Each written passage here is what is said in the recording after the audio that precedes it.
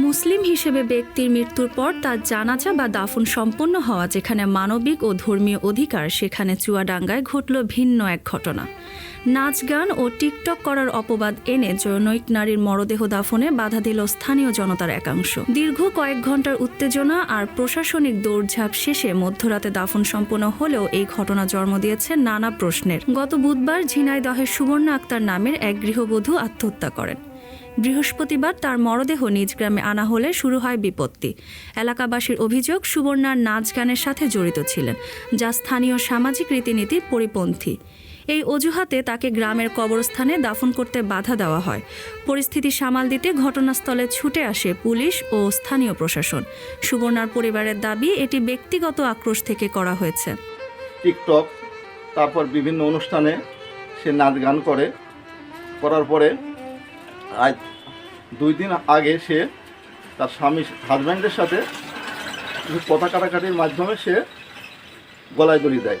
পরে এখানে জানালে তার যে একটা ব্যবস্থা নেওয়ার কথা, যে দাফন কার্য সম্পূর্ণ করবে, এটা এখানে জানালে বিভিন্ন কেউ বাধা দেয়, কেউ বলে যে দিতে হবে।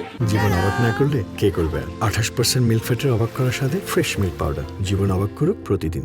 তার পরিবারটা পুরাটাই নেশার জগতে আর কি কাজ করতো, এই কারণে আর বেশি ক্ষিপ্ত।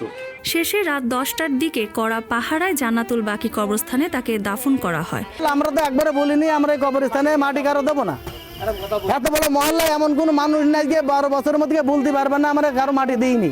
এরা আমাদের কাছে বলতে পারবে না, এরা আমি এই সাথে কথা বলতে পারবে না আমি বলিনি মাটি দেবো। আমি বলে আসছি ভাই এই টাকা লাগবে, আমি বলে আসছি একটা গরস্থানের একটা খরচ আছে, সে খরচটা যদি না দেওয়া হয় এটা তো আমরা জায়গা কিনতে পারবো না। কোনো মুসলমান ব্যক্তি যখন ইন্তেকাল করে তাহলে তার প্রতিবেশী যারা আছে, আত্মীয় স্বজন যারা আছে, তাদের জন্য অবশ্যই কর্তব্য যেটা তার ইজিজুল জানাজা, অর্থাৎ দ্রুত দাফন কাফনের ব্যবস্থা করা। এই ব্যাপারে এটা দেখার কোনো বিষয় নেই যে সে বদকার কি নেককার। তার বদকার হওয়া এটা আমরা কখনোই এই হিসেবে নিতে পারি না যে তার দাফন করা যাবে। এ বিষয়ে চুয়াডাঙ্গা সদর থানার ওসি জানান, এখন পরিস্থিতি স্বাভাবিক রয়েছে। সামাজিক বিতর্কের ঊর্ধ্বে গিয়ে শেষ পর্যন্ত মানবিকতা ও আইনের জয় হয়েছে বলেই মনে করেছেন সচেতন মহল। Afsana Mithin, face the people.